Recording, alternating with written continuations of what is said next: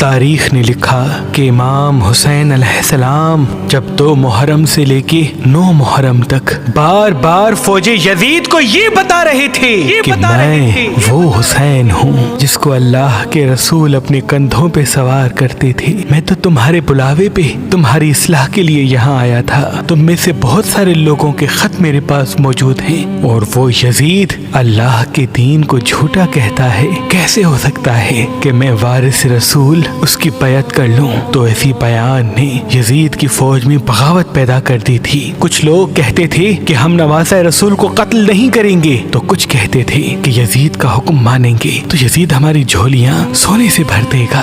یہ خبر حارث ابن عبداللہ یزید اور ابن زیاد کے پاس لے کے گیا تو اس نے ایک خط لکھا۔ اس خط میں لکھا تھا کہ میں ہر اس انسان کی جھولی سونے کے سکوں سے بھر دوں گا جو حسین کے سر کاٹنے میں پہل کرے گا، حسین کے بچوں کو مارنے میں سب سے زیادہ بے رحمی دکھائے گا۔ میں عرب کا بادشاہ یہ حکم دیتا ہوں کہ حسین کو اتنی بے رحمی سے مارو کہ آنے والے لوگوں تک یہ بات واضح ہو جائے کہ جو یزید کے خلاف سر اٹھائے گا تو یزید اس کا کیا انجام کرے گا۔ جیسے ہی یہ خط عمر بن سعد اور شمر کو ملا تو وہ تمام ساتھیوں سے کہتے ہیں کہ یہ تو خوشی کی بات ہے کہ تم سب کی جھولیاں سونے سے بھر جائیں گی، تمہارے حالات بدل جائیں گے، تمہاری زندگی بدل جائے گی۔ بس جیسے ہی 9 محرم ختم ہوئی تو تمام یزید کے ساتھی اپنی تلواروں کو لے کے امام حسین کے خیام کی طرف ایسے ٹوٹتے ہیں کہ ان کے ایک ایک بچے کو قتل کر دیتے ہیں، بے جرم و خطا آل محمد کو شہید کر دیتے ہیں، اور مظلوم امام حسین کے سر کو کاٹ کے